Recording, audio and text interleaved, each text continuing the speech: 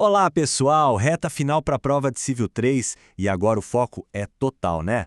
Então eu preparei esse guia, um guia bem rápido e estratégico, para a gente passar junto pelos conceitos que são a espinha dorsal dos contratos, aquilo que a gente precisa dominar.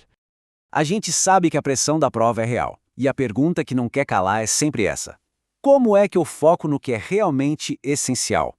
Bom, a resposta é mais simples do que parece. É dominar a lógica por trás das regras. E é exatamente isso que a gente vai fazer aqui, juntos.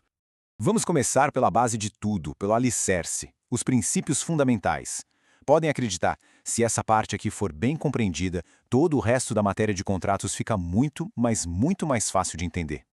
Olha, o ponto mais importante aqui é que a boa-fé objetiva não é só uma recomendação moral, um seja legal. Não, é uma norma jurídica, uma regra de conduta que tem que ser seguida.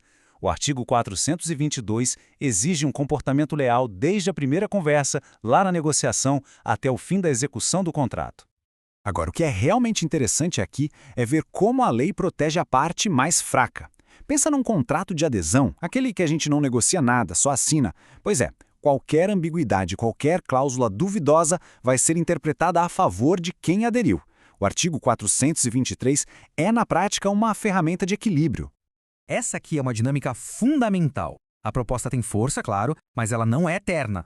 Conforme o artigo 428, se a resposta não chegar no prazo combinado, a oferta simplesmente perde a validade e o proponente está liberado.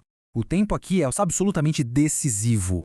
Tudo bem, vamos avançar. E se as coisas não saírem como planejado? Agora a gente vai analisar os defeitos ocultos, os imprevistos e o que acontece quando alguém descumpre uma obrigação. Muita, mas muita atenção aqui. O vício redibitório é aquele problema que a gente não vê de cara, sabe? E o detalhe mais importante, o que não pode passar batido, é o prazo. Para bens móveis, o artigo 445 estabelece um prazo decadencial curtíssimo, 30 dias. Se perder esse prazo, já era, perdeu o direito. A evicção, de forma simples, é a proteção contra o risco de comprar algo de quem não era o verdadeiro dono. E o ponto que merece destaque, segundo o artigo 447, é que essa garantia vale até mesmo para bens comprados em leilão. A segurança de quem adquire é mantida. Essa pergunta nos leva para um terreno bem interessante: os contratos aleatórios, aqueles onde a incerteza é o próprio objeto do negócio. Aqui a gente detalha a diferença crucial. No artigo 458, o risco é total, paga-se por algo que pode até nunca vir a existir. Já no 459, a existência da coisa é garantida, mas a quantidade é que é a variável. O ponto comum? Em ambos, se não houver culpa do vendedor, o preço tem que ser pago integralmente. Aqui temos duas defesas muito poderosas. A onerosidade excessiva, lá do artigo 478, funciona como uma válvula de escape para situações imprevistas que quebram o equilíbrio do contrato. Já a exceção do contrato não cumprido, do artigo 476, é pura lógica. Para poder cobrar, primeiro você precisa ter feito a sua parte. Simples assim.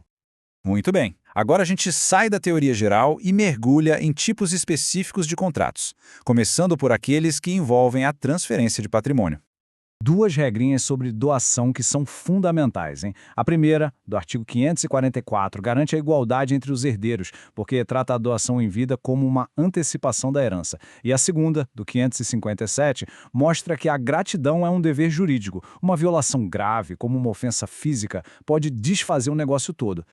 Esse é um exemplo, assim, extremo, do dever de cuidado no comodato. O artigo 583 coloca uma responsabilidade bem pesada. A lealdade com o bem emprestado vem antes do interesse próprio. Salvar as próprias coisas em vez da coisa emprestada gera o dever de indenizar. É forte. Uma situação super prática que acontece toda hora. O artigo 576 busca equilibrar os interesses. O novo dono não é obrigado a manter um contrato do qual ele não fez parte. Mas o inquilino também não pode ser despejado da noite para o dia. A solução legal? O prazo de 90 dias. Seguindo em frente, nosso foco agora são os contratos que envolvem uma obrigação de fazer. Estamos falando de prestação de serviços, empreitadas e também da representação por meio do mandato. O ponto crucial aqui é a extensão dos poderes. Com a procuração em termos gerais, o procurador só pode administrar. Agora, para vender um imóvel, por exemplo, o artigo 661 é claríssimo. São necessários poderes especiais e expressos no documento. É uma proteção fundamental ao patrimônio de quem outorga a procuração. 3 regras rápidas e diretas para a gente fixar. O prazo de 8 dias do artigo 599 para o aviso prévio, a garantia de 5 anos do construtor no artigo 618, que é um marco na responsabilidade civil, e a regra do artigo 682. O mandato é personalíssimo. Morreu uma das partes, acabou a representação. Chegando na nossa última sessão, vamos explorar como os efeitos de um contrato podem, excepcionalmente, atingir pessoas que não participaram diretamente do acordo. Como assim? Vamos ver. O exemplo clássico que todo mundo conhece é o seguro de vida. Uma pessoa contrata com a seguradora para que, depois que ela morrer, um terceiro receba o valor. Esse terceiro não assinou nada, mas ele é o titular do direito, conforme diz o artigo 436. É uma exceção importantíssima ao princípio da relatividade dos contratos. Ok, prestem muita atenção nessa sequência. A fiança é uma garantia pessoal, a gente sabe. Mas, quando o fiador é casado, a situação muda completamente e as consequências são drásticas. A resposta para essa situação não está só no Código Civil, não. Ela foi consolidada pelo Superior Tribunal de Justiça, o STJ, nesta súmula, que tem um peso gigantesco na prática jurídica. Exatamente. Não é que ela é nula nem anulável, nem que afeta só a metade do cônjuge. A súmula 332 do STJ diz que a fiança é totalmente ineficaz.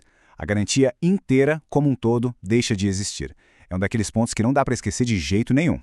E aqui está, um resumo dos grandes temas que a gente percorreu. Usem este checklist para organizar a revisão final, sabe? Para garantir que a base de cada um desses pontos está bem sólida na cabeça. Para finalizar, eu deixo esta reflexão. Ao estudar cada artigo, pensem um pouco nisso. A lei está tentando proteger a autonomia de quem contrata a qualquer custo ou está buscando um equilíbrio maior para toda a sociedade? Entender essa tensão é o que transforma o conhecimento em sabedoria de verdade. Uma ótima prova para todos.